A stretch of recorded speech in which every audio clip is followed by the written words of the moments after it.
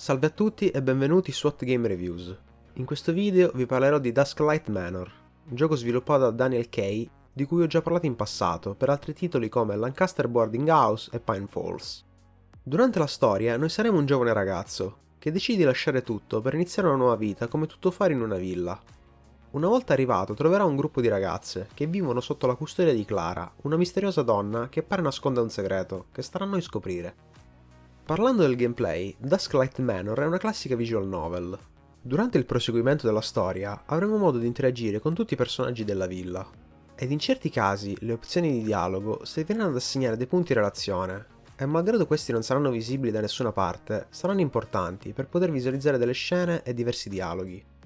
C'è comunque da dire che molte delle azioni che saremo portati a fare serviranno più che altro a confermare se vogliamo intraprendere una relazione approfondita con i personaggi.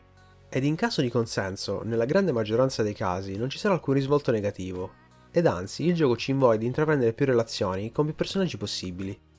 Una scelta di gameplay che non ho molto apprezzato sono le opzioni di dialogo con una percentuale di riuscita, che non fanno altro che costringerti a ricaricare il salvataggio in caso di fallimento. Adesso per quanto riguarda la storia, questa a mio avviso è abbastanza buona. Il genere paranormale che viene utilizzato riesce ad aggiungere una discreta quantità di mistero, ed anche un po' di horror che non guastano mai. Soltanto che la trama, a mio avviso, ha diversi alti e bassi, dove in certi casi è interessante e ti fa venire voglia di sapere come proseguirà, mentre in altri casi si appiattisce e perde un po' di attrattiva. Uno dei problemi del gioco è la caratterizzazione dei personaggi. Questi li ho trovati tutti un po' troppo stereotipati, e come in altri giochi dello stesso autore, questi non hanno un grande approfondimento, ma bensì vengono utilizzati per scopi più ricreativi. Let's just say I'm a special girl. What are you, retarded? Uno dei punti di forza del gioco è sicuramente l'impatto estetico. Infatti il render dei personaggi e degli ambienti in generale è di ottimo livello. Inoltre tutti i modelli sono molto differenti l'uno dall'altro, e ognuno di loro ha le sue particolarità fisiche che lo rendono unico all'interno del gioco. Ed in questo caso le animazioni non sono certo da meno. Queste, oltre che essere molte, sono tutte di buon livello, nonostante qualche piccolo difetto durante il loop che crea un po' di fastidi. Adesso è il momento dei pregi e dei difetti. E parto come sempre dai pregi, con la storia, che malgrado qualche difetto è abbastanza carina.